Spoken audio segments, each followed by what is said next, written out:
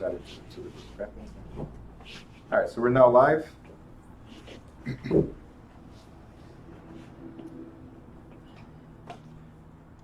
Great. Now, this chapter is one of the most annoying chapters, so you guys know. The first couple pages, they're easy. The last pages, they're very boring and they're straight, like, what is asbestos, what is radon, what is mold. So it's not like I can give you many examples. So towards the end is going to be mainly highlighting a few key points and how the questions would come up in the exam. That's all. Okay? But in the beginning, there's a lot for us to go through. All right, so land use regulations, environmental issues. Let's start with land use regulations. And we already covered this in previous chapters, so if you have any questions, Claudia, ask away. I know, because you're going to do the night class, right, to make up, or the following one? The following morning. Session. Okay, Yeah. got it. All right, so, but we're going to, you guys are going to notice that a lot of stuff we're going to talk from this week is going to repeat from last week. So I'm going to start integrating a few of the pieces and complete the puzzle, okay? For you, the puzzle is still going to be open, but you'll get it once. Yeah. You get it. All right, so deed restrictions. Do you guys remember when we were talking about owning fee determinable, meaning it was yours as long as you do this or you do that? Or life estates, right? The property's yours as long as you're alive. We also talk about condominiums, right, and co-ops where the property is yours subject to certain restrictions imposed by the HOA, right? Yes. Tell me you guys remember all that? Yes. The rule was say yes even if it's not.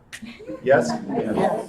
Great. So, I'm glad you guys remember all this. So, here's what we got. If you live in a condo, the HOA put restrictions. So the original developer or subdivider put restrictions on the ownership, right? You cannot do anything on the exterior. Your house is pink and you want to paint blue, you got to check out the restrictions. See if you're allowed to paint the exterior of your house, right? That's one of the conditions. In fee determinable, the example we had was John Smith gave 1,000 acres to the Jones Foundation. You guys remember that? To the Jones Foundation, as long as they kept it as wildlife preserve. So that was a restriction placed by the owner. And what I'm trying to say with this, and I'll give you two more examples in a second, what I'm trying to say with this is deed restrictions, they're placed by private parties, not by the government. Because so far it was the original developer for the HOA, right? Or it was the seller that imposed that restriction. So anything that's on the deed has nothing to do with the town. It has to do with the previous owner or owners that put a restriction on your ownership. Good so far? So every time, I'm just giving you the hints, every time you see deed restrictions, look for the seller or developer, a private party. Anything that talks about the government is not a deed restriction. That it's other restrictions. So there's a question, potential question in the school or state exam that says all of these are potential deed restrictions except, or none of these except, right? So that's the way they word the questions. If it says none of these are deed restrictions except, then look for the one that says seller, right, or developer. If it says all of these are deed restrictions, right, except, then you're going to take the one that's governmental. Does that make sense? Pinpointed that way. So again, I have it in green for a reason. Private parties, not government. So make sure you put stars, you underline it. Very important you know this.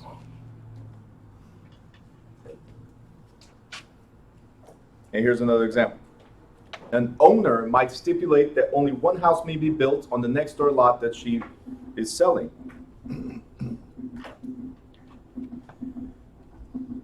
So I sell you a lot next to mine, and I say, hey, you can only build one house.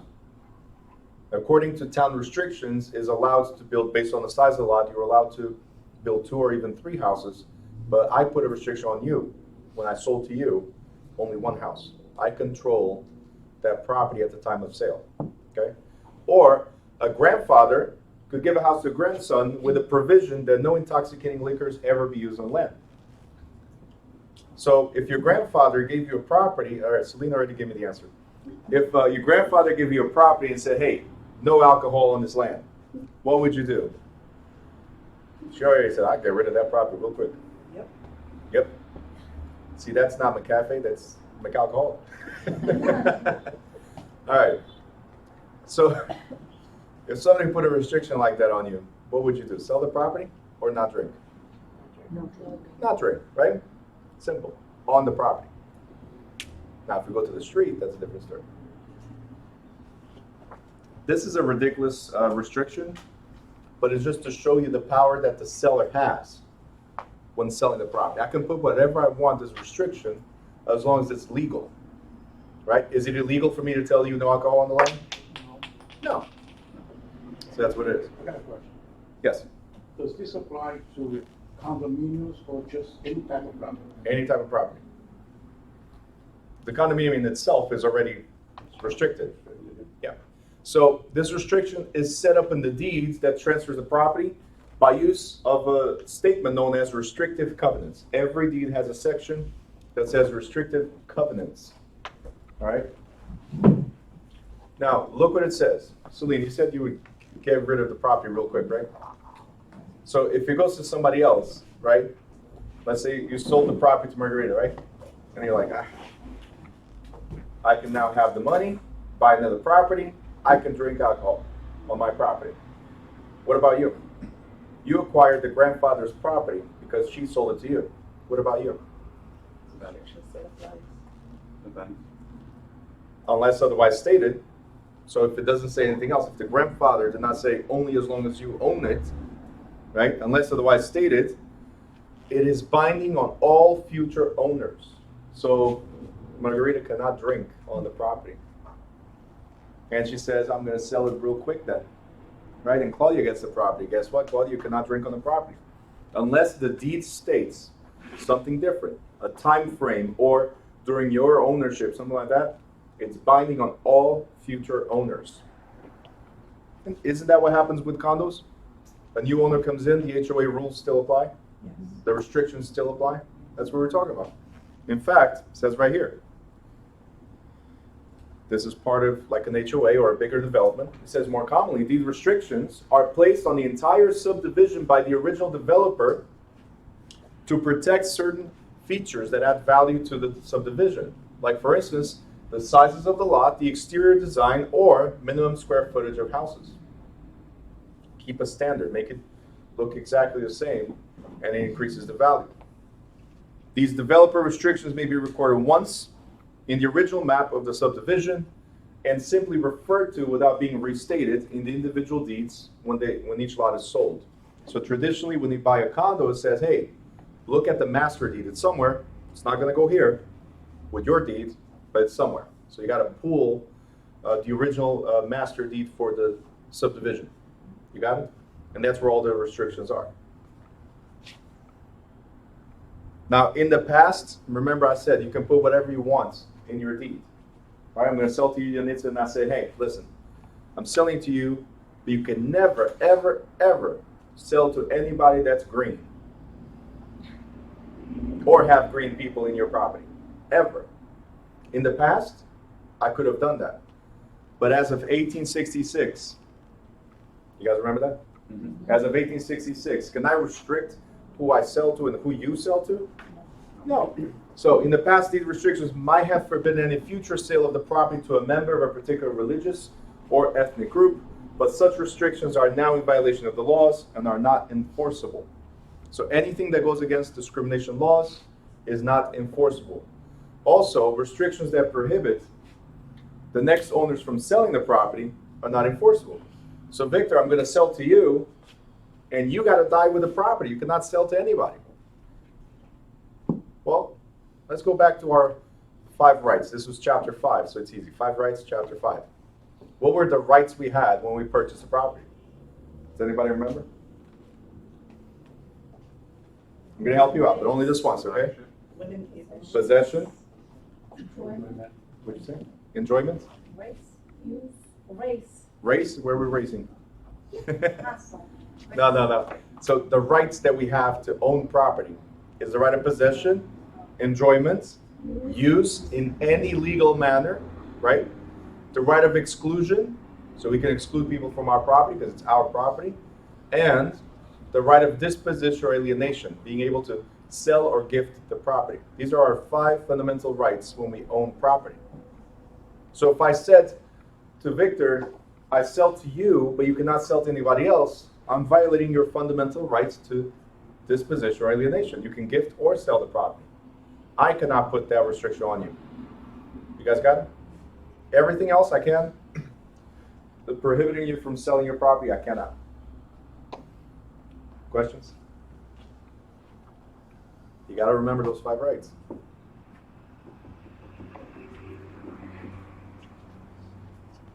All right, next. As I said, there's some restrictions that have a time limitation. It could be, Celine is yours, from the grandfather to you, it's yours as long as you're the owner or within a certain time frame. Good evening.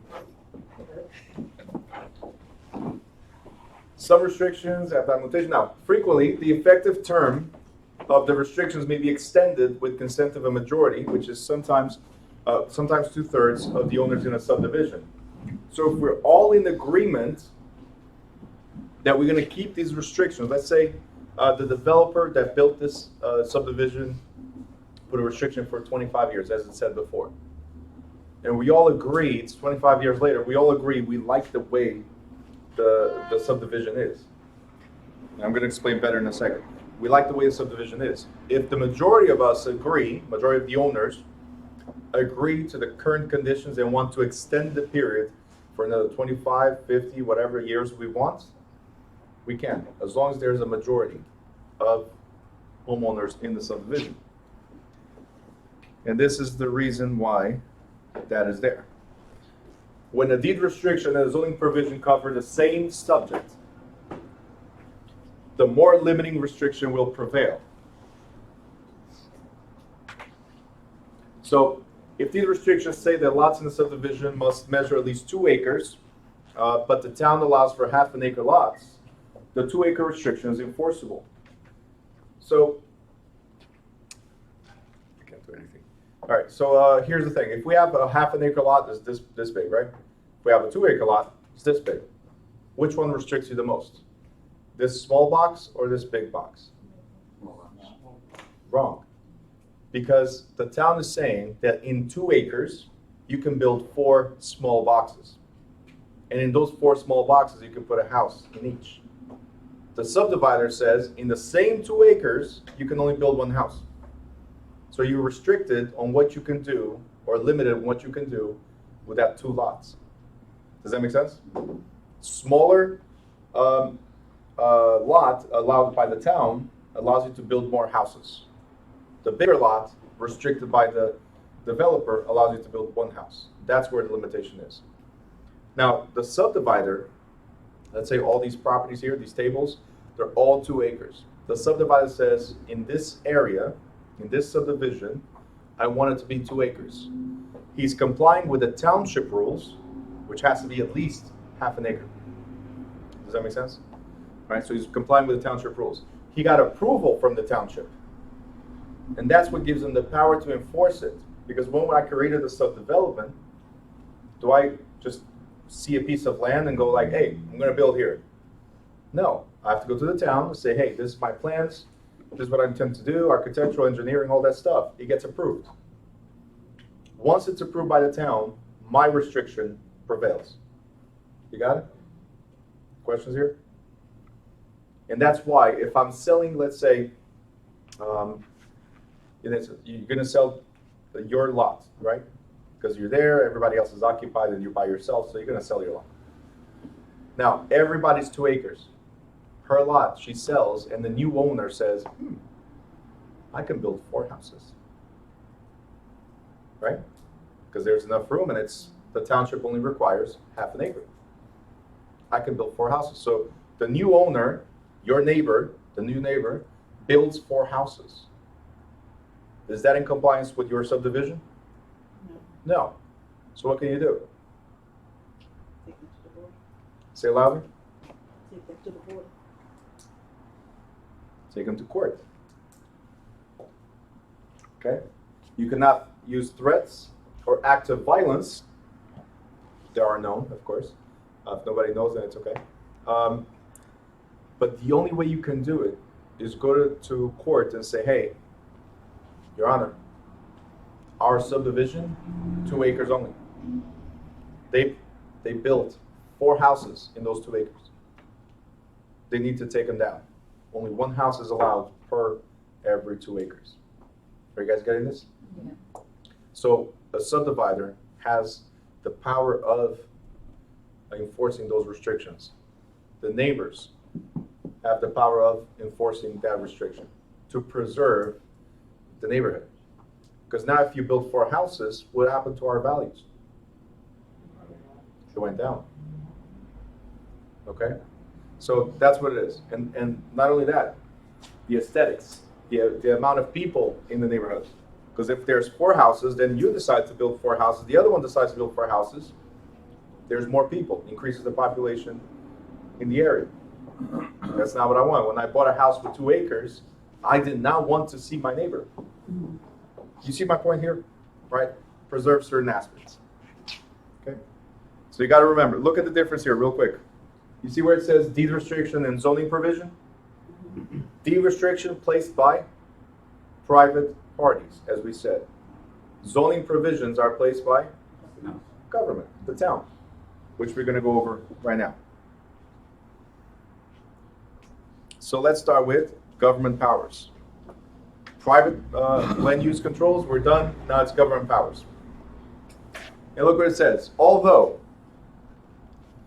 an individual in the United States has maximum rights in the land that he or she owns, these ownership rights are subject to certain powers or rights held by federal, state, and local governments. Because they are for the general welfare of the community, these limitations, please highlight, underline, put stars, these limitations supersede the rights of the individual. So it's yours, you have maximum rights, you can build whatever you want, but subject to certain limitations. Okay? And usually at this point, I like to bring a story that everybody heard, at least growing up, I think everybody heard this, of the 3 pigs and the wolf. Does anybody know that story? All right, who can tell me that story? So you're going to tell me the story. All the way in the back saying yes. Oh, I can't remember. You can't remember. I love that. It's like the rest of my questions. Do you guys remember this? Can you please tell me? All right, who's going to tell me this story real quick? Who remembers the story of 3 pigs that built 3 different houses? And the wolf blew them down. Say louder. And the wolf blew them down, except the last one. Except the last one. Yeah. So can you tell me a little bit more, elaborate? What kind of houses did we have? It was a brick house, a straw house. I thought you didn't remember. She had helped me. Okay. All right, just want to remind you something. In the state exam, there's cubicles and separations between the 2 of you, so you cannot help each other in the state exam. Although, I've heard for some odd reason it did happen. 2 of my students sat down right next to each other in the state exam. Usually, you have real estate in one computer and then everything else in other computers, and the other real estate is somewhere in the other side of the room. For some freak accident, they sat down next to each other to take the same exam. And these 2 of my students, one of them goes like, hey, camera right on top of you. Hey, this is the question. What is the answer? I'm like, oh. When the other one was telling me she failed, right? She failed and she was telling me what happened. I'm like, oh my God, how did they allow this to happen? How do you guys have the courage of opening your mouth when there's a camera right on top of you, right? And the proctor walks in and out. I'm sorry? And the microphone. They can hear. Then they can hear, so which is great. Anyway, so she did that. And then the other student that got disturbed, went to take the exam by herself and passed at the 8th try, but passed. She would have passed at the 7th, but a little distraction. Anyway, so you cannot help each other like that. I'm sorry. That was my point. The whole thing, this whole rambling was. Okay, go ahead. Brick. It was brick, straw, and something weak, and wood. Wood. Yeah, wood, straw, and brick. Brick, straw, and Wood. Wood. All right, so who's gonna keep on going with the story? The wolf came in. Blew the house down. Which one? Started with a straw one, then blew it down, right? Yeah. Okay, so then one of the pigs said, "Come to my house. It's made of wood." Great, strong. And what happened? Blew that one down too. It wasn't like that. He huffed and puffed. Come on, help me out. Huffed and puffed and blew the house down. There you go. So huffed and puffed and blew the house down. So, but it's your house. You can do whatever you want and build it whatever way you want. Correct? So now we got to the third pig that said, from the beginning, "Come live in my house. Build your house the way mine is, or come live in my house." And what happened to that brick house? It didn't blow it down. The roof got tired. Exactly. So what I'm trying to say with this story, and it's funny how you have these nursery stories and all that. It's life lessons, right? What we're trying to say is you need to have a solid structure, right? Great. So what they're teaching you is that the town has something called, that's the story was about this, something called police power. And police power, we're not talking about the police themselves, is just sets of rules and regulations set by the government to preserve order, to protect the public health and safety, and to promote general welfare. It's going to make sense in a second. The use and enjoyment of property. Please highlight and underline. The use and enjoyment of property.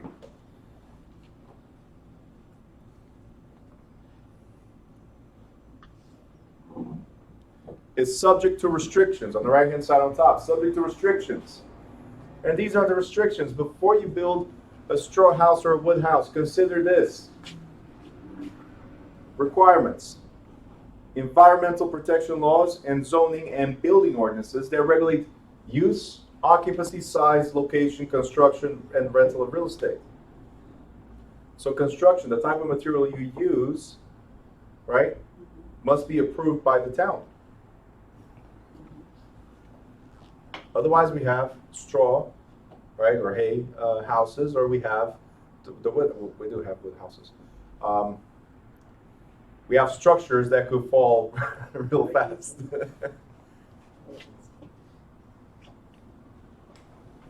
So that's the first power, police power.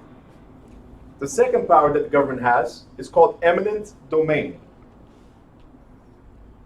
Eminent domain enables a government to exercise its right to acquire privately owned real estate for public use through the process of condemnation. Put a star next to condemnation and underline condemnation. Before I read the rest, what does it mean to condemn a property? Anybody? Say that it's not fit to be used. It's not fit to be used. That's what we think right away.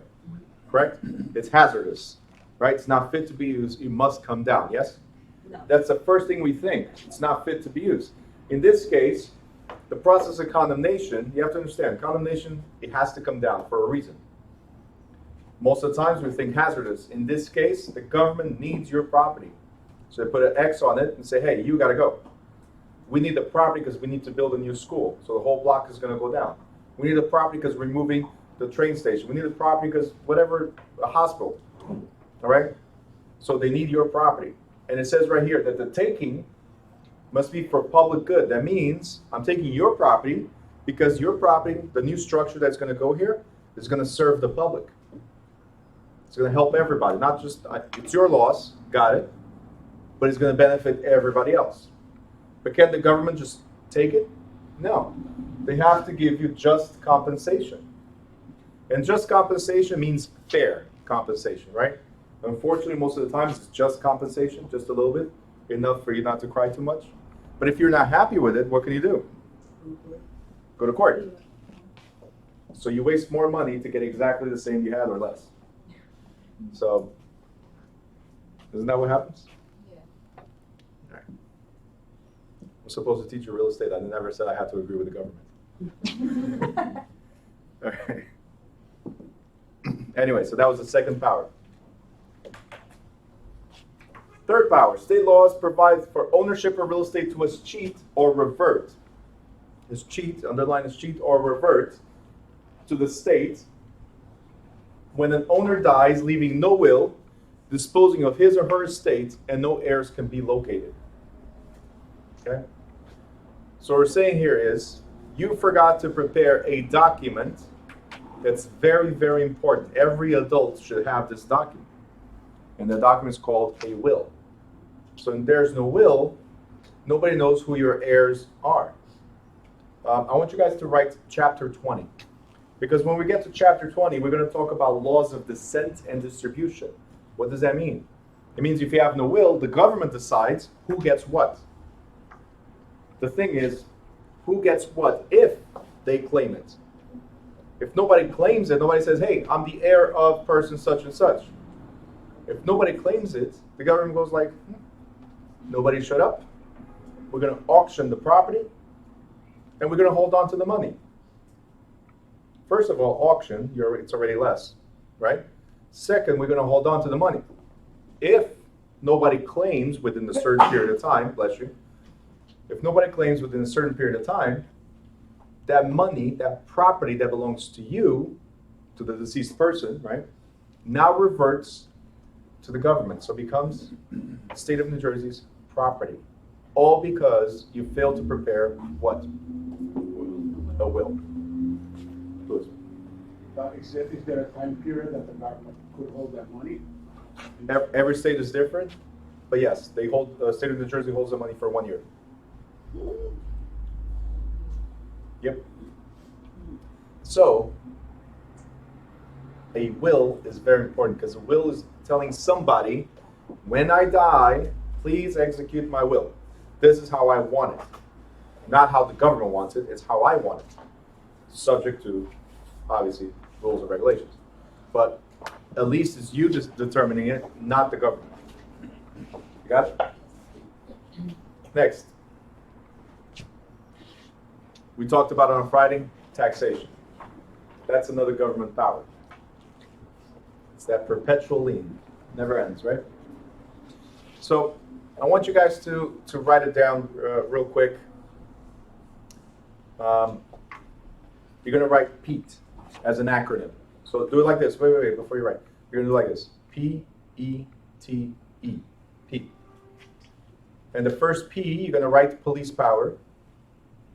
The second letter E, you're going to write eminent domain. The third letter T, you're going to write taxation. And the last E is cheat. These are the 4 government powers you need to remember. And I love acronyms, as I told you, so PETE is a nice way to remember. Government powers is police power, eminent domain, taxation, and is cheat. Police power, eminent domain, taxation, and is cheat.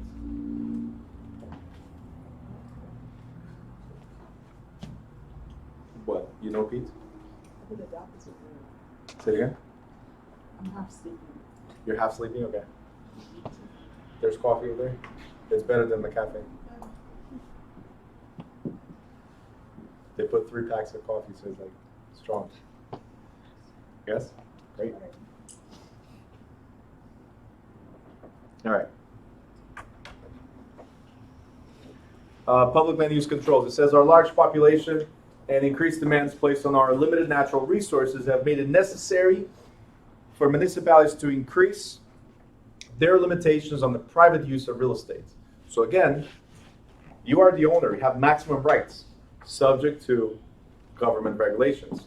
So we now have controls over noise, air, water pollution, and population density. That means the amount of people that can live in one place. And that makes sense, doesn't it? So otherwise people will do whatever they want. They'll be as loud as they wanted. They would use the water for whatever they wanted. We're going to go over this in a second, right? And overly crowded. So we're going to go over planning, zoning, subdivision regulations, codes that regulate building, construction, safety, and public health, and environmental protection legislation. So we're going to start with planning. And stopping right here in planning, I got a question. What does it mean to plan something? That's a great answer. Nobody planned to come to this class, you just showed up here?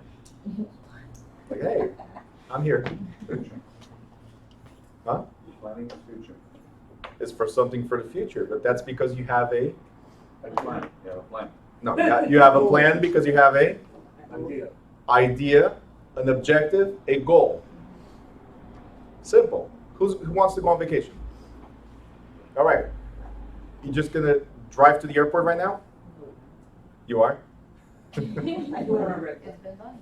It's been done, but majority of sane people, they know they have to get a bag, right? The luggage, put clothes, right? At least a toothbrush, Figure I out where think. they're going. Figure out where they're going. These are sane people. Insane people, they go with whatever they have and to no destination, wherever I fall, that's it. I mean, whatever fly to. Sorry. You know what I meant. So you have to plan something. You came to these classes because you have a goal. Some people here are taking the brokers portion of it. That means they want to become brokers. Whatever the goal is, that's secondary, but the first immediate goal is getting the license to be broker, right? Some of you want to be salespeople. That means you have a goal. The first step is taking this course and becoming a salesperson. So there's planning. Now here's my question. Do you think all these buildings just popped up Absolutely not. overnight? No. Somebody had an idea to do something, to develop. And they had to present that idea to the town. And the town has to go and look at their planning and see if your development fits our planning. You got it? So every town has their own plan. And it says right here, the primary method by which governments, local governments organize development goals is through the formulation of a comprehensive master plan, also sometimes referred to as a general plan. So I want you to underline and put stars next to master plan.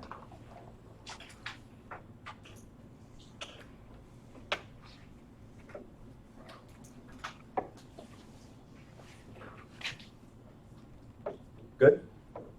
All right, cool. So we got the master plan out of the way. Now my question is, if things don't happen overnight, if there's extensive planning, right, that means somebody knows the future, knows what's going to happen in the next 5 years, 10 years, 20 years. Because some of these developments are so large that they've been planned for the past 20 years, let's say, right? So they have to be somewhere, and that somewhere is called the master plan. How would that change your life? If you as a investor, as a salesperson, or even as a broker, or even as a regular just buyer, you're going to buy your house, right? How would that affect your life if you knew the future? How would it affect your life? Tremendously. Say it louder. Tremendously. Tremendously, in a good way or a bad way? In a good way. Okay? Everybody agrees that knowing the future, right, would help you tremendously in a good way. As a buyer, because now you know I'm going to buy a house here, but wait, they're going to put a factory right here 5 years from now. Should I live here? Maybe not. Does that make sense? You also want to know there's new developments. So it's going to increase the value of the house that I'm buying. So yeah, I'm buying here. You guys understand? As a salesperson, you should have the master plan of all your markets, which traditionally I tell you to focus on one particular market, right? As a broker, you should have it as well to train your agents on the markets that they fit. So for instance, if your market is Newark, you should have the Newark master plan. If your market is Harrison, you should have the Harrison master plan. Imagine all the developments that just happened. Does anybody remember how much the houses were valued at 3 years ago, 4 years ago? Right, it was like 20 to 30% less, right? Imagine buying a house then, selling it now, right? Or buying 2 houses, or 3 houses, or 4 houses, or partnering up with somebody and buying 10 houses and selling now. Look at Brooklyn. Brownstones, they're like $250,000 10 years ago. Now they're selling it for 2 and 3 millions. Ridiculous, right? Imagine having that power of knowing the future. So I always recommend, and I barely have anybody in the class that actually does it, but I strongly recommend you guys get the master plan for every town that you work with. Okay, just know what's about to happen. Know what the plans are. Newark's not even at 1/3 of what the plans are. So just to give you an idea, there's a lot more coming. So get it, right? And you can go to City Hall to get this. You go to the zoning or the building departments. Every town is different. Some have it all together, like zoning, building, planning, everything is one. Some towns have separate departments. You gotta go there and ask where you can get the master plan. Or you can get it online too. There's most townships have it available online. Some through some type of research company. There's companies out there that all they do is this, put the data together. But you can go to Google and you put, for instance, Newark master plan. You put Harrison master plan. But that's very important. To me, it's like the crystal ball that you're gonna have, knowing the future. Isn't that what like companies like McDonald's, Burger King and stuff like that do anyway? Yeah.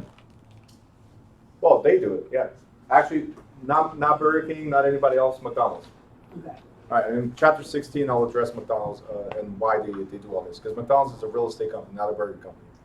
If everybody watched the movie, it was just to tell you the real structure of McDonald's. It's not about flipping burgers. Anybody can do that. But it's, Movie of McDonald's? yeah. Okay, what's the name of that movie? The founder, that's what it is. I knew it was something like that. I was trying to get it. So the founder. But they also have the Hamburger University. Yeah. Again, I'll talk about that in chapter 16. All right, so municipalities and counties develop master plans to ensure that social and economic needs, go on the next page, are balanced against environmental and aesthetic concerns. Balanced against environmental and aesthetic concerns. All right, so we got Olga watching from home. Olga, I'm making you hungry because I'm talking about McDonald's? I didn't get that. Anyway, so balance against environmental and aesthetic concerns. Because I don't know if you noticed, but Newark was mainly industrial, right? So that's why you see, like, there's a factory right there, for instance. But that's why you see residential and industrial. Industrial ended, and they're still changing the zonings. They're still changing, adapting to the new structures, right? So they want to make sure everything is balanced against aesthetic concerns. And for that reason, we're going to go into zoning. And zoning, please highlight, regulates and affects such things as the use of land, lot sizes, type of structures permitted, building heights, setbacks, and minimum distance away from streets or sidewalks that structures may be built. And also density, like I said, the amount of people that can live in the area, population. Often the purpose of zoning is to implement the local master plan. And zoning ordinances generally divide land into 5 classifications. Ready? 5 classifications. We have residential, commercial, industrial, institutional, and recreational. These are 5 main classifications. There's more, but at least these 5 you need to know. And if we're talking about residential, we're talking about what? Homes. Homes, right? Where you live. Commercial, we're talking about businesses. Industrial, manufacturing. Institutional, schools, hospitals, for instance, right? And then recreational is parks. All right, so you have to be clear about this because in the master plan and the zoning map of your town, it shows exactly what is what. And if it can be, if it's now being converted, everything's in the zoning of your town. If it's being converted, if it's going to stay that way, so you know what you can build and what you cannot build in that area. You got it? Questions here? Great. We're not going to go over this, but we have mixed use.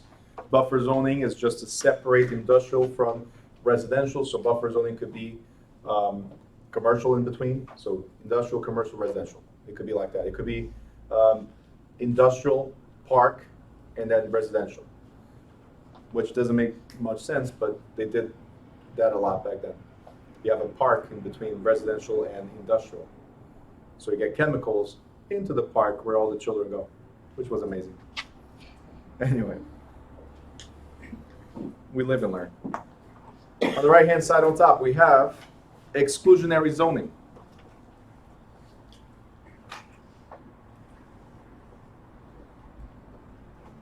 Exclusionary zoning. What does that mean? If you've done chapter 4, you would know the exclusionary zoning. I want you to write right above exclusionary, I want you to write POR. P-O-O-R, POR. Because thanks to Mount Laurel 1 and 2, these lawsuits, thanks to Mount Laurel 1 and 2, we now have regulations on mixed use. I'm sorry, mixed housing types. So for high-end, mid, and low-end, every township, every developing community must have moderate and low-income housing. Okay? So that's chapter 4. You guys remember that? The poor being excluded from residential areas?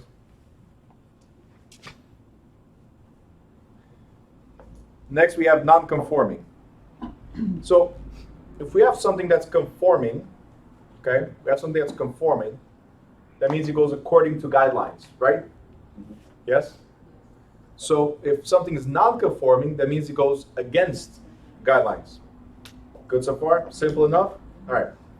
So, when we talk about non-conforming use, we're talking about a building that's there already, that exists already, but the township changed the zoning. So let's say right here where we are is commercial. Let's say they changed the zoning to residential. Do we have to tear this building down and make it now residential? No. No. They allow the non-conforming use because it was erected before the enactment of the zoning law. So such non-conforming use is allowed to continue, meaning it's grandfathered. Now, please highlight, underline, put stars. If the use is abandoned, let's say this building is abandoned, right? By the time that there's a change in the zoning, then any new use must comply with the zoning. If the use is not abandoned, but the building is torn down, destroyed, the new structure must comply with the zoning. So these are the only two ways, either abandonment, which more than a year is considered abandonment, or destroyed or torn down, then the new structure must comply with current zoning ordinance. You guys good? Yes. I actually have a good example of that that's been through 3 classifications, which was my old school. I used to go to Science High School. Mhm. The old building, it used to be a factory, so it was industrial. Industrial, And then it became a school, so institutional, and now it's actually apartments, so now it's residential. residential.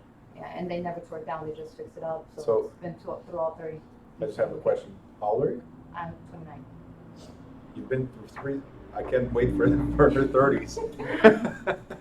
They're gonna change it to recreational. Yeah, sure. That's funny. Most people in their lifetime will not see that many changes in zoning. Anyway, that's a good example. Now, next we have zoning boards. I don't know if you guys remember from taxes. If you're not happy with your taxes, what can you do? You can appeal, petition, or cry about it, right? So in this case, the crying or the appealing or the petition is presented to the zoning board. The only thing you need to highlight is this: petitions may be presented to the Board of Adjustment for exceptions to the zoning law. And these petitions are called zoning variations, yep, or variances. So these are 2 common names: zoning variations or variances.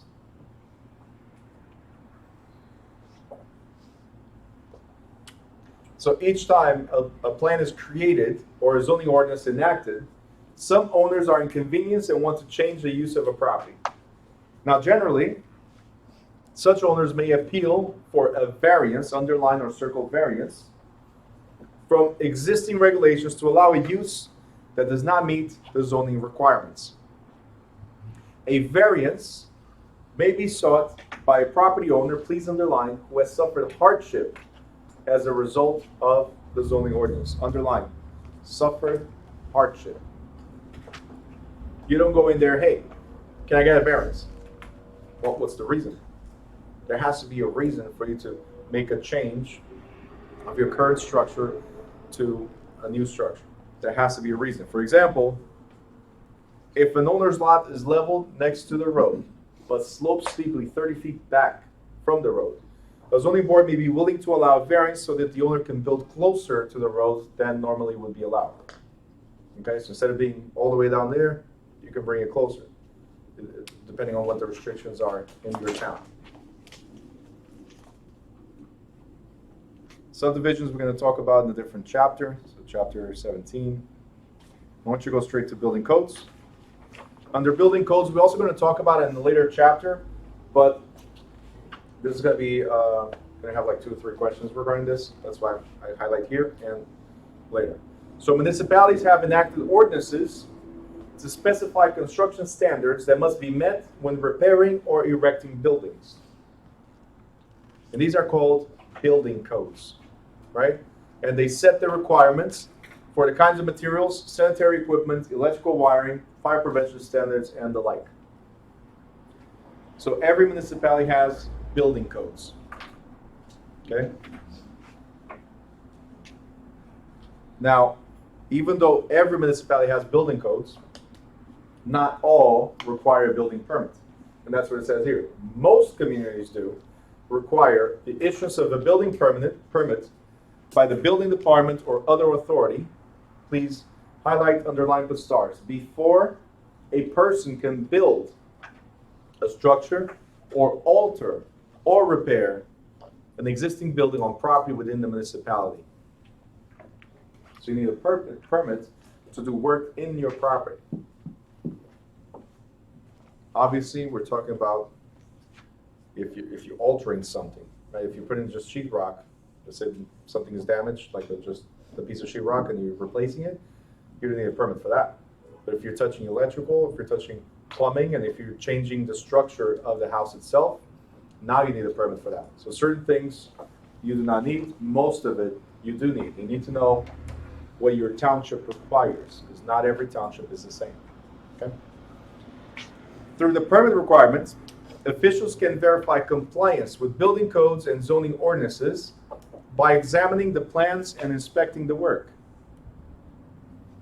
After the new structure has been inspected and found satisfactory, the inspector issues what is called a certificate of occupancy, most commonly called CO or C of O. Or if it's an altered building, we call certificate of compliance. In certain towns, it's CCO or CCC. It depends on the town. Whatever they want to name it means the same. Certificate of continuing compliance, certificate of continuing occupancy, it's up to them.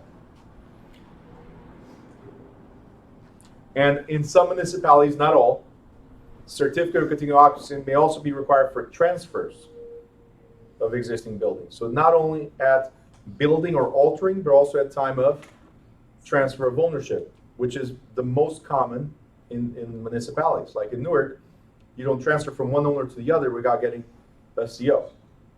Simple as that. In some townships, they go like, we don't care. There's no new construction, we don't care, just transfer. So you need to know which townships require, which don't. Because that also changes how long of a process you're going to have to close. And certain mortgage companies, they don't know, so they require right away the CO, and you have to tell them, in this township, it's not required. So let's speed up the process. You got it? Because the mortgage company will not close without getting a CO. Any questions so far? Questions? No? Because now we're getting to the boring side. If this was not boring yet. All right, we're getting to the boring side. Environmental issues. Oh, sorry. Environmental issues, I want you to go to the right-hand side where it says hazardous substances. It says pollution and hazardous substances in the environment are of interest to the real estate licensees. Who are the licensees? You guys are, right? because they affect the attractiveness, desirability, and market value of cities, neighborhoods, and backyards. Unless it's New York, nothing matters, it's still millions of dollars. A toxic environment is not a place where anyone would want to live, right? No, yet we still live in Jersey. Next. Like Jersey is like fully contaminated, but we're here. New York is fully contaminated. People live there. Jersey, they make it anyway. That's what I say. Fred there, when he said New York, he was wrong. He was being threatened because he wanted to say New Jersey. If you can make it in New Jersey, you can make it anywhere. That's it. All right, so we're going to start with asbestos. Before you start highlighting, I'm going to teach you how to highlight. I know, 9 chapters later, right? I'm going to teach you how to highlight. This is what you're going to do. You see how the whole thing is highlighted? All you're going to do is a box around, so highlight a box around, and the green stuff is what I really want you to highlight. I'm going to show you why. Because all you need to know for state exam from this whole thing is that it was a type of insulation, asbestos type of insulation, and it was banned in 1978. So you still need to pay attention to what it is, but for state exam purposes, you need to remember insulation banned in 1978. You got it? Yes. So from here on, all you got to do is a box around, and whatever's in green, that's what you highlight. Next paragraph. It says, so long as asbestos is contained, it poses little risk. However, please highlight and underline with stars. However, when disturbed, as often occurs during renovation or remodeling, older asbestos fibers break down into tiny filaments and particles, a condition known as friable. And when these particles become airborne, they pose risk to humans. So it's a type of insulation. So let's say it's what's behind this this wall. I'm going to give you examples in a second. Let's say it's behind this wall. Do you know what's behind? You don't know. So once you start opening this up to remodel, right, you're not surgically opening it up. Traditionally, we go with a hammer and just knock everything down. Sure. So now you're breaking whatever the asbestos is, breaking it into tiny filaments, and without noticing, because we don't use protective masks, right? Nobody ever follows the safety protocols, right? Unless you're a surveyor. I'll talk about that later. A surveyor, no, I shall say it right now. A surveyor stands in the middle of the street with a hard hat. People in construction are in the middle of construction without hard hats. Makes no sense to me. So here, you don't have any protective gear, and if you touch asbestos and it breaks down, you inhale it without noticing. And sometimes it's lodged, and I'm telling this because of a story of somebody that I know, it was very close and dear, that died recently. At the age of 18, asbestos was lodged, he was working in the company, asbestos was lodged in his lungs. Nobody knew until 60 years later, or 50 years later, through pneumonia, they realized that it was there, and it developed it developed cancer, so it became a different concern, something for so long nobody detected, right? A person that was actually didn't deserve it, and was loved by the community, and died because of something that was at the age of 18. Tiny filaments lodged in his lungs. Crazy, right? So, anyway, that's why this is dangerous. That's why you need to know. In fact, it was used as insulation to cover pipes, ducts, and heating and hot water units in residential and commercial properties. Though it's easy to identify, as it says here, it's easy to identify asbestos when it's visible. What I was saying, it may be more difficult when it's behind walls or under the floors. Look what it says in the bottom. This is why you need to pay attention to this. If there's a question in the state exam, one of them is going to be this.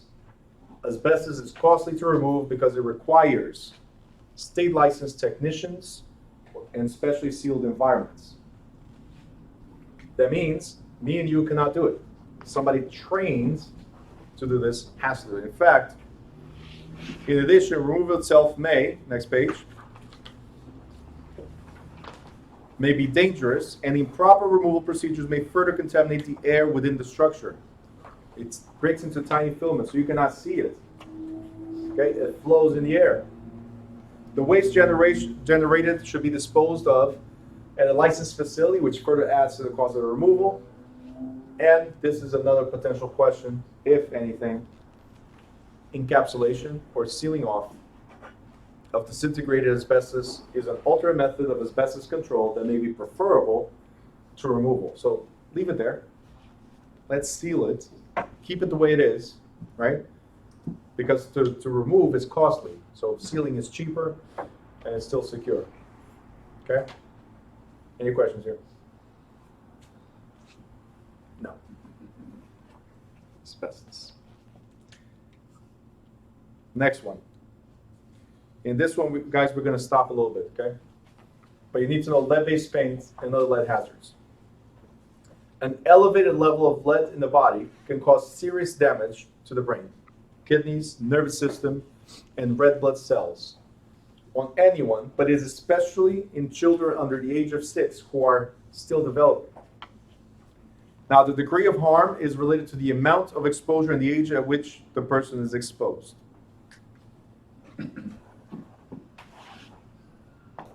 On the right-hand side on top, it says lead-based paint may be on the interior or exterior surface, but it's particularly common on doors, windows, and other woodwork in much of the housing constructed before 1978.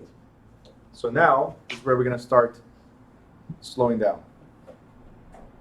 At the bottom, look what it says.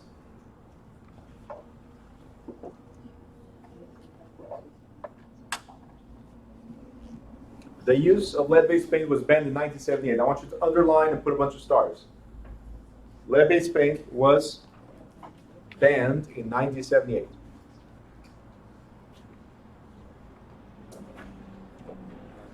You need to know this one because you're gonna deal with this for the rest of your realtor life. I'll explain it better in a second.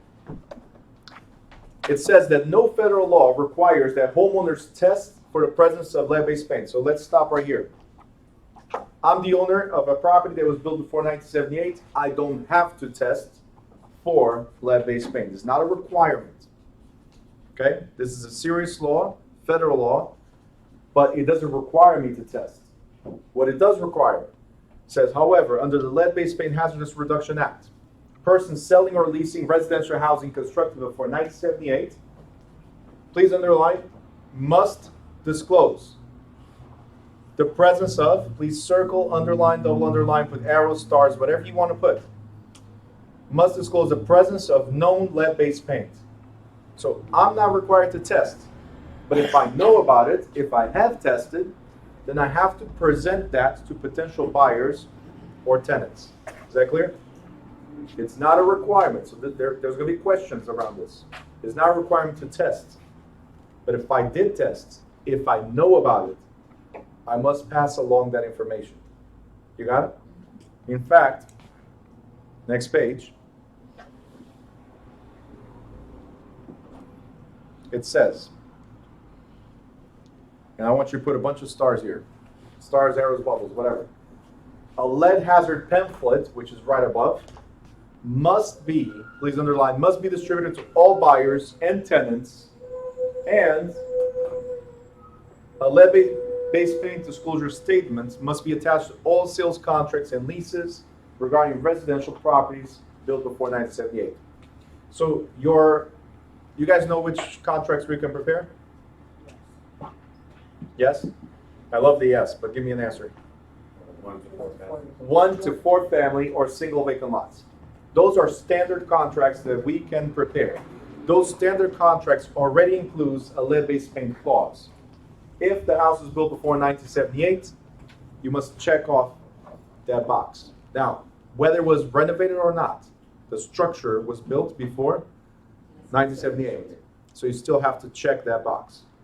Okay? And this pamphlet must be provided, which says protect your family from lead in your home. Okay? For every single house built before 1978. Any questions? No?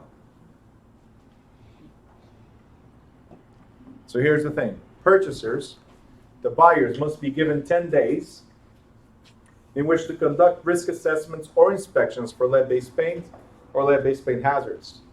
Please underline and put stars. Buyers or purchasers are not bound by any real estate contract until the 10 days have expired. This is a federal law. If you're buying a house that was built before 1978, you have at least 10 days to test the property for lead-based paint. At least. If you don't, If you don't, then hey, it's on you. But if you do inspect for lead-based paint and you don't agree with the levels, what can you do? Cancel the whole contract. You're not bound by any contract until those 10 days have expired. And it says 10 days. It doesn't say federal calendar, right? It doesn't say business, right? So if it says 10 days, it is always calendar. Okay, so know the difference, because as we spoke about before, every contract you enter into, you have 3 business days to get an attorney review, correct? Lewis? That inspection has to be made by a specialized lead paint inspector, right? A home inspector. A home inspector. Home inspectors, they traditionally do basic inspection of the house, but they ask you, do you want me to do for lead-based paint as well? Do you want me to do for radon? All that stuff. But a home inspector, obviously they have to be trained on it, but most home inspectors, they do it. My home inspector does. They connect the machine, they measure the lead on the windows and stuff like that. Not always. Some of them, what they do is first see the structure itself. If it demands the inspection, then they bring something more specialized. But most of them, they just see. If it's not chipping, you should be okay. The problem is, as I said before in the previous page, right here. The problem is they might ingest, the children might ingest when they're crawling, they might ingest the paint, and that's when it becomes dangerous. So it's more for children than it is for adults, even though adults could be affected as well. But that's what it is. You know, children have been crawling, or hey, oh, this is funny, you know, and then you see how it tastes. That's the problem. So nowadays, most inspectors, they'll advise you on whether you should or not inspect certain properties for lead-based paint. I still recommend the buyers to do it. Some agents don't recommend at all. Don't make. They're like, hey, it was renovated. It was a long time ago. That doesn't happen anymore. We can ask the inspector. If the inspector says yes, we'll do it. If they say no, no point. But I still say, hey, it's a little bit more, but better be on the safe side. But when you say a little bit more, what do people usually do? Yeah, $250. I can save that for something else. Anyway, but since we're talking about this, check it out. Realtors, right at the bottom. Regulations specifically require who? The real estate agent to ensure that all parties comply with the law. It's not the attorney, it's not the inspectors, it's not the mortgage company, right? It's not the title company, it's not the city that's going to say, hey, did you test it? No. We are responsible, whether you represent the seller or represent the buyer. We are the ones responsible to say, house was built before 1978. There is potential lead-based paint. Protect your family from lead in your home. Have the inspection done. So this falls on us. So what should you do every time? Recommend. After you recommend, what do? Wash your hands. sign that you've been informed. Oh yeah, sign that you've been, there's an option there. Sign that you've been informed, but that's what we're doing. We're washing our hands, right? And then it's on you. I've done my part. Next. Radon. I told you how to highlight, right? Sometimes. A box around it. Sometimes, really. A box around it. What you need to know about radon, what's most important about radon is that when it enters buildings and is trapped in high concentrations, usually where? Basements. Basements with inadequate ventilation. It can cause health problems. Look what it says next. Remediation is indicated if radon levels measure 4 PCIs or more.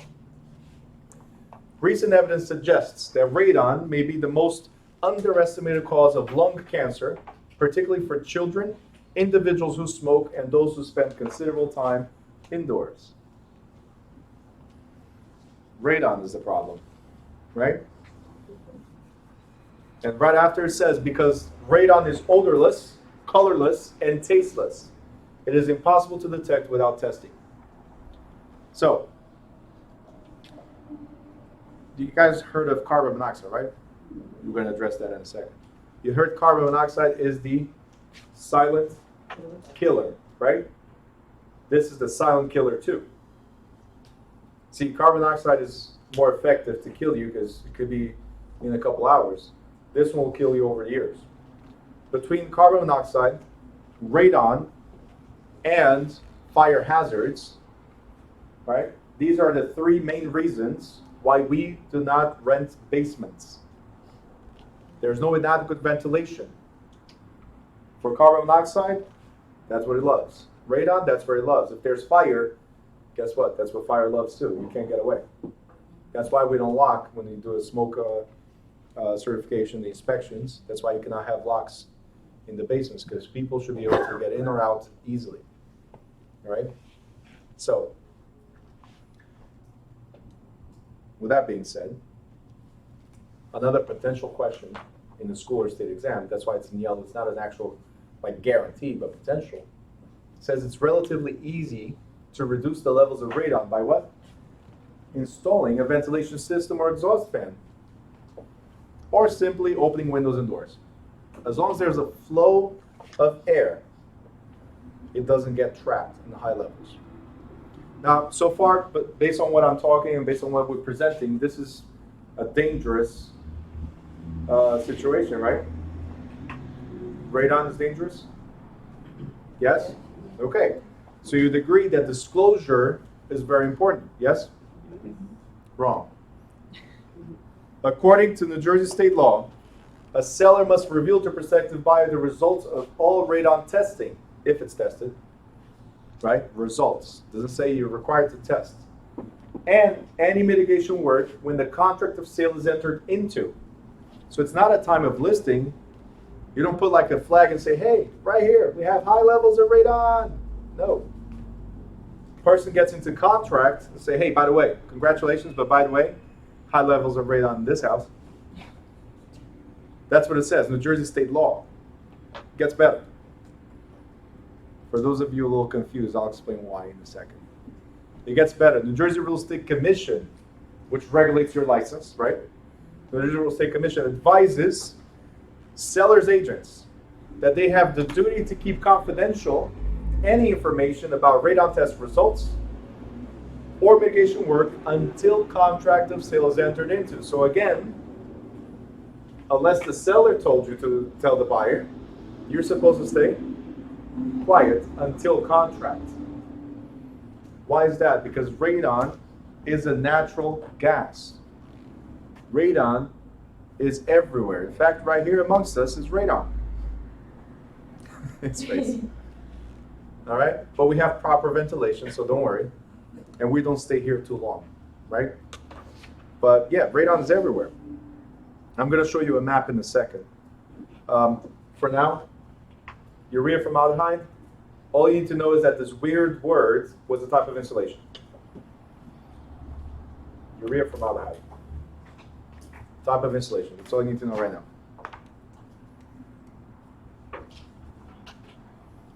And on the next page, lead disclosure. And on page 109, can you guys stop right there? I was going to tell you about radon and the reason why we have to stay quiet. Because it's not the seller's fault. Most structural damages are the seller's fault, and if it is a structural damage, it must be disclosed. Radon, whole New Jersey has it. Look at this, the whole New Jersey. The difference is the levels of radon. And the potential levels of radon are rated right here. You have high radon potential, moderate, and low. Let's see where we are.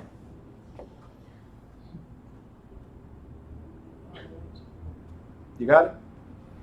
We have low and moderate levels. If you go west, nothing good happens there. It's a joke. Are you guys understand what I'm trying to say? So because it's a natural thing, it's there, it's everywhere. This is a reason why we cannot disclose until we enter into contract.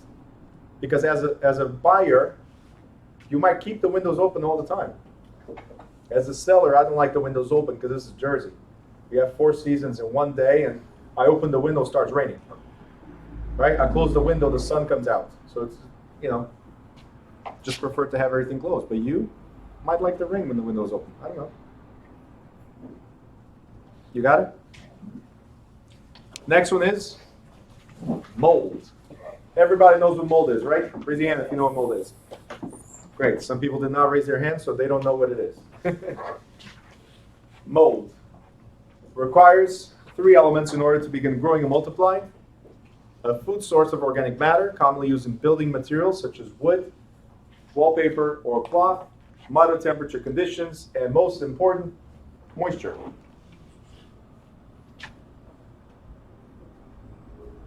Look what it says at the bottom, right above carbon monoxide. When listing a house, licensees should note signs of moisture or standing water and ask homeowners if they know of any mold in a home. If water conditions are present, buyers should be advised to have an inspection to determine if mold exists. So licensees, it's your responsibility to do a proper visual inspection. We are not required to open walls and see what's there, or scrape the paint to see what's there, or even lift the drop ceiling to see what's there. But we are required, we talked about this in the previous chapter, to do a proper visual inspection and look for signs of moisture, leaks, anything that would present potential water damage and potential mold. You got it? Next is carbon monoxide. It says it's a colorless and odorless gas. We already know this.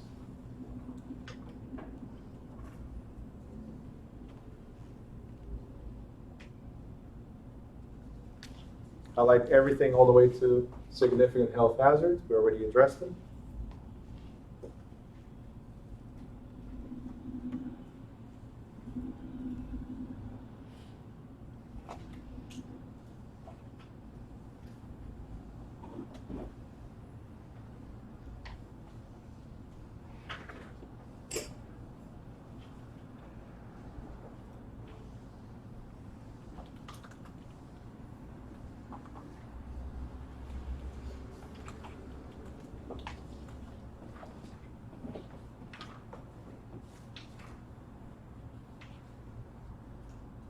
Okay. You guys done here? At the bottom, it says New Jersey requires carbon monoxide detectors in every dwelling unit where the building contains 3 or more units. If it's a 1 to 2 family, we don't care about those. Carbon monoxide is not required. Okay, I'll address it better later, but every municipality has the right to require more than this. State of New Jersey says, hey, 3 or more. That's a requirement. Newark actually says all of them are required. But so that's why you need to know, like in discrimination, you need to know the difference between federal laws, state laws, and in this case, between state law and municipal law. Let's go to the right-hand side to groundwater contamination. We're going to skip EMFs. They're not tested at all. But it's the electromagnetic frequency that we really don't care about because we always have our cell phone with us, a bunch of electronics. So let's skip that for now. Groundwater. So I taught you guys how to highlight. I see you guys highlighting every line. Just put a box around it. Groundwater contamination. Why is this important? Because groundwater could mix, surface water could mix with the groundwater, and groundwater comes into our supply of drinking water. So if surface water is contaminated and it goes into groundwater, it could contaminate our drinking water. And we never heard of this before, right? Contamination of our drinking water? Yeah. Say it again? Yeah. Really, where? North.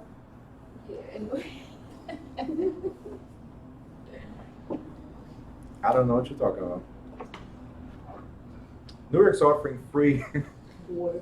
free water, no, free filters for your water, for your house, so.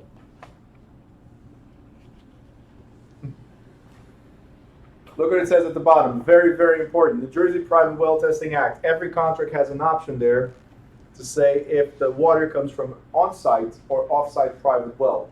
If it is from a private well, okay, then you're required to test the water. In fact, closing may not take place unless both the buyer and seller certify in writing that they have received and reviewed a copy of the test results. And the law also applies to rented properties. So it's not a requirement here in Newark, it's not a requirement in Hillside, it's not required in Elizabeth, Irvington, anywhere around here, but in certain areas, they use private wells. You need to know whether it's on-site or off-site. If the source of water is from a private well, the water must be tested. We cannot close until it is tested and we all know the results of the test. You got it? State exam question, so make sure you know. We're almost done with this chapter. Told you it was not easy. USTs. You heard of this disease, right? UST. It's underground storage tanks. If you go to the next page, it says, in residential areas, they are used to store heating oil. Some tanks are currently used, but many are long forgotten. See, a lot of people don't even know that their house has an oil tank. Some of them are visible, some are not. Okay? So, it's very important that we pay attention and we test for it, because neglected tanks may leak hazardous substances into the environment. And this permits or allows contaminants to pollute not only the soil around the tank, so your property, right, but also adjacent parts of the property, so your neighbors and the groundwater. Your property could contaminate everybody's. Licensees. Who are the licensees? Very good. So licensees should be particularly alert to the presence of fill pipes, vent lines, stained soil, and fumes or odors, any of which may indicate the presence of a UST. Detection, removal, and cleanup of surrounding contaminated soil can be an expensive operation. So it's your job to walk around the property and look for every potential sign of a underground storage tank. And advise the seller to do a tank sweep. Look, it's another $200, $250. You're about to buy a $300,000, $400,000 house. What's another $200 or $300 just to have peace of mind? Because to clean up, it could be $20,000, $30,000, $40,000, $50,000, $80,000. So spend the money now. That's what we usually advise. Do they do it? What? Another $200? No. I thought you couldn't sell a property if it had an oil tank. If you know about it. Well, if it's So why oper- don't you have to know? if it's operational, you can. Mhm. It's not abandoned, cannot, well, The mortgage, they're not working. The mortgage company puts that restriction. But the mortgage company has to know it's there, so. Yes, so if they don't know, as I was saying. So, and that's what I said, sometimes they're long forgotten. People, it was converted already. People don't even know that there's an oil tank. And the appraiser is supposedly supposed to look for it, they don't do that. Everybody's supposed to. We're supposed to. They're supposed to. But if we don't do it and they don't do it, then congratulations, you bought a house With a oil with chemicals. That's it. Now, where does the problem lie when you buy a house that has these contaminants? tank. Lawsuits. Lawsuits, exactly. So, let's go down here real quick. Comprehensive Environmental Response, Compensation, and Liability Act. At the bottom. You're having problems with that highlighting. my highlight is Trouble.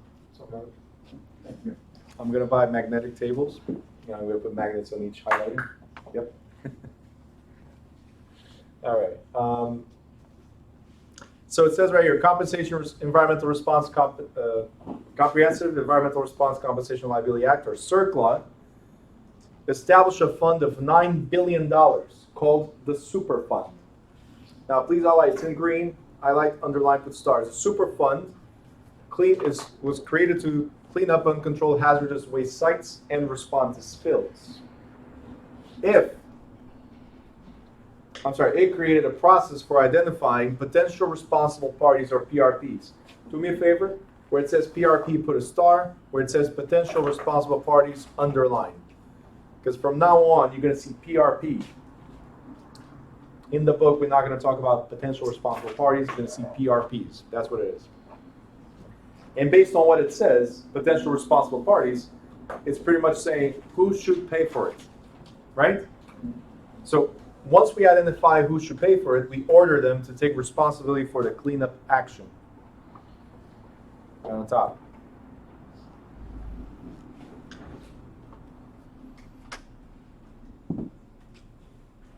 Okay.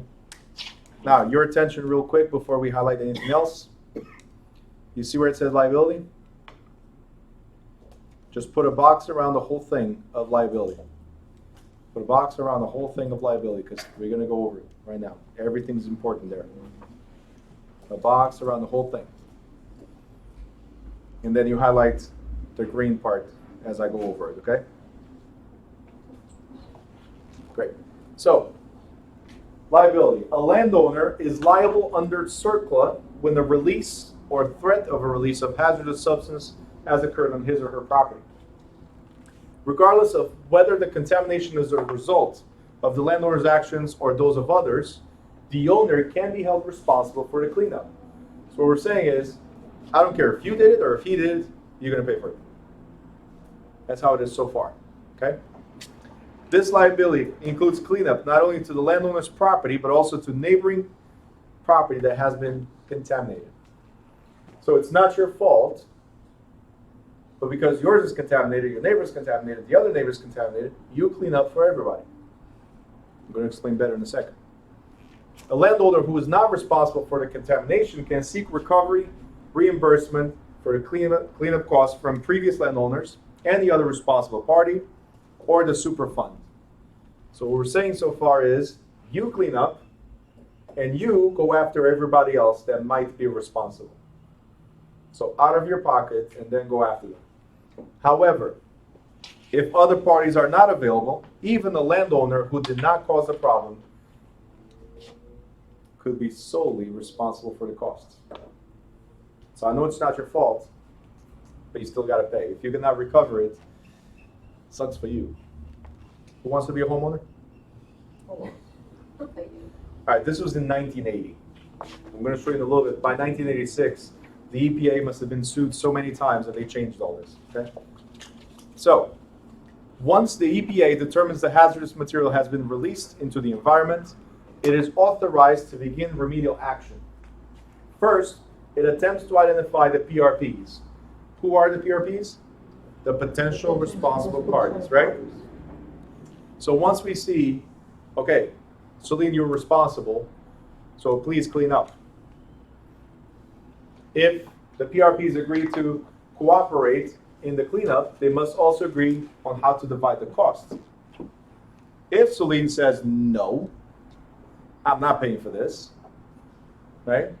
Then the EPA is going to hire their own contractors to do the work, right? So you said no. You could have done this for $20,000. You said, no, I'm not going to spend $20,000 cleaning up. EPA takes action, cleans up for you. And you're like, okay, if you did it, I'm good, right? They're going to send you the bill. And don't forget, you could have hired a private company. They hire a union. Yeah, union rates are amazing, aren't they? So instead of $20,000, you're going to receive a $50,000 bill. And you're like, I could have done this for 20. Now I have to pay 50. I'm not paying. No problem. EPA can now take you to court for 3 times the actual damage. So it could have cost you $20,000. Now you get a bill of $150,000, a court bill for $150,000. That's awesome, isn't it? Yes. Can they put a lien on the property too? Of course. Of course. It's a vendor or mechanic lien. So yes, of course. It's not they can, it's they will, because we don't have like $150,000 laying around for a rainy day, right? Now, liability. Liability under the Superfund is considered to be strict, joint and several, and retroactive.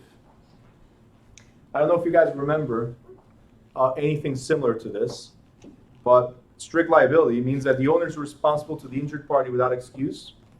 And look at this one. This might be familiar. It says joint and several liability means that each of the individual owners is personally responsible for the total damages. And if only one of the owners is financially able to handle the total damages, that owner must pay the total and collect the proportionate shares from the other owners whenever possible.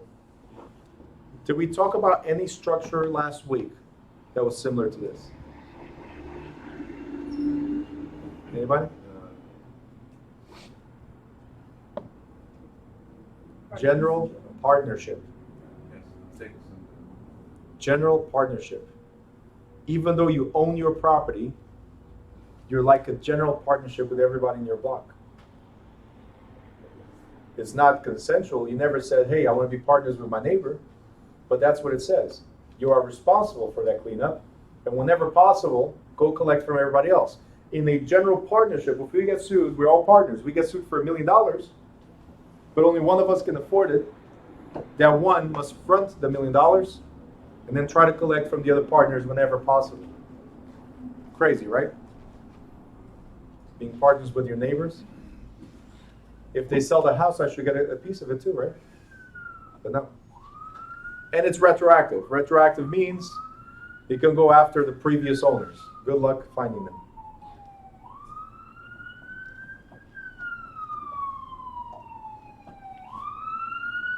Good. Now, I told you that that law was 1980. That's when the CERCLA was created, right? 1986, SARA came along. SARA is the Superfund Amendments and Reauthorization Act. 1986. And in this amendment, they added 5 times the funding of the original Superfund. So instead of $9 billion we now have,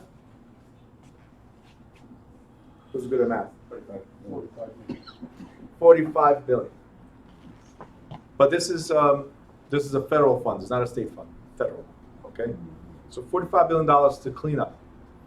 Now the other amendment also sought to clarify the obligation of lenders. So as of 1986, a lender, a bank, right, may also be liable, right? As it says, as mentioned, liability of the Superfund extends to the present owner and previous owners. And if you go to the next page where it says summary, like, whoo. If you go to the next page where it says summary, it says that real estate lenders, right, they found themselves either as present owners or somewhere in the chain of ownership through foreclosure proceedings. So again, what are we saying here? Well, if I need to go after the previous owner, if I bought it from a foreclosure, who was the owner? The bank. At one point, even if for one day they were the owner, therefore liability. You got it? So hey, Bank of America, Chase, Wells Fargo, whoever, it's $50,000 to clean up. That's on you. You got it? You can go after them. But also, very, very important is this. The amendments created a concept called innocent landowner immunity. So if I read, and if you guys understood correctly, in the previous page we said that under CERCLA, you are responsible for cleaning up even if it was not your fault. In 1986, they said, wait a minute, if it's not your fault, all you have to do is prove to me it's not your fault, and you don't have to clean up. You got it? So 1986, the innocent landowner immunity clause established criteria by which to judge whether a person or business could be exempted from liability. And the criteria include the following. Pollution was caused by a third party. Is that your fault? Nope. Property was acquired after the fact. Is that your fault? No. So the landowner had no actual constructive knowledge of the damage, due care was exercised, and so on. So what we're trying to say is, if you can show and if you can prove that it was not your fault, you don't have to pay for it. Okay? Questions here? It makes more sense now, doesn't it? Instead of clean up. Guys, I promise we're almost done. I hate this chapter myself. So, now we come to our Jewish friend. Hidra. Easy to remember. Industrial Site Recovery Act and Wetlands Protection. So you guys remember in the beginning of this chapter we talked about some of the government powers was to control air, water, pollution, right? So industrial sites, not too long ago, industrial sites near the water polluted the water, right? We've heard about this, right? So it took all these years for them to figure out, wait a minute, we have to have regulations of property by the water. So Ezra says that you have to have mandatory cleanup of industrial and some commercial sites when they close, sold, or otherwise change ownership. So at transfer of ownership, you must test the soil for industrial soil for contamination. Now, recognizing the necessity of preserving the ecological balance of the area between the sea and the land, which is one of the most vital, productive areas of our natural world, the New Jersey legislature enacted the Wetlands Act of 1970. 1970. So only when they saw three-eyed fish is when they say, wait a minute, we have to have a rule of this. 1970, it's not that long ago. I know, some of you are like, well, I was born way after that. But 1970 is not that long ago. That means it took 1,970 years of the New World for them to figure this out, not counting the Old World. So under this act, very important, and we talked about this also in the previous chapter, under this act, the Department of Environmental Protection regulates certain activities in designated wetland areas. Riparian owners who wish to conduct any of regulated activities, must apply to the Commissioner of the Environmental Protection for a permit. Now, I want to stop right here. Riparian owners, what does that mean? By the river. By the river. Water. What if it said littoral owners? Lake. Lakes or large bodies of water. Perfect. So very important to remember. What we're trying to say here is, if you own property by the river, you cannot do just whatever you want. All right? The water is yours. Half of the water is yours. But because it's a river, there's a stream. If there's a stream, it travels. So whatever contaminants or pollutants you put into the water, it will contaminate everybody else. Okay? So that's why, if you want to erect manufacturing, processing, or housing facilities in a coastal area, you have to apply for permits. Anything you want to do near the waters, you have to apply for permits. You guys good? One last thing, well, two. Landmark preservation. Right above landmark, I want you to write historical. Right above landmark, write historical.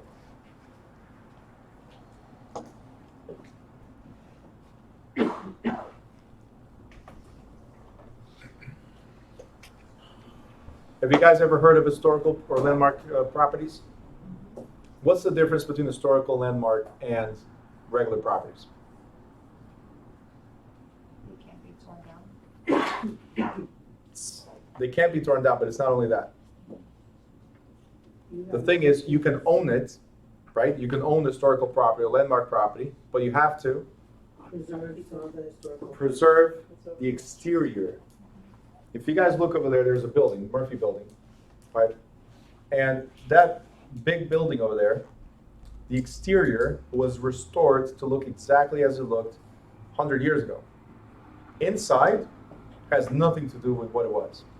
And that's what we have here. Regulations set up local historic and landmark preservation districts may restrict the owner's right to alter certain old buildings on the exterior. Interior remodeling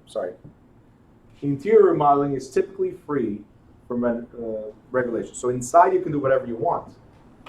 But the outside must look exactly as it looked back in the day, which is great because they get grants to do that stuff. You get grants to restore your property. Okay? A few years ago, during I don't know, anybody ever heard of Trump University and stuff? So, a few years ago, not the political side, I'm going through another side. So, a few years ago, I'm in a training, right? And one of the things they were talking about is the historic preservation and how two people were able to purchase 2 Victorian houses and they turned it into bed and breakfast. These Victorian houses were landmark preservation, so historical, right? And they had to be restored to the original condition. The grant writer was able, because if you don't know how to write grants, you hire a grant writer. The grant writer was able, through the grant petition, was able to get enough money to restore the exterior, do the interior, and the purchase price. So pretty much both of them had 2 businesses running with 0 to, well, low cost, startup cost. So it all depends on who writes your grants. I don't know how much it costs to build that, but to renovate it. But I'm pretty sure if they got the grant money, it reduced a lot of their burden. Because government doesn't know how to calculate the renovation cost. Any questions here? Who wants to get property like that? All of us, right? Get grants and work on it for free? Hell yeah. All right, the last thing is this. You already know direct public ownership, like city hall, schools, all that stuff belongs to the township. It's direct ownership. It's a means of land control. Good? Great. Best part of this chapter is? Coffee time. Coffee time, that's what it is.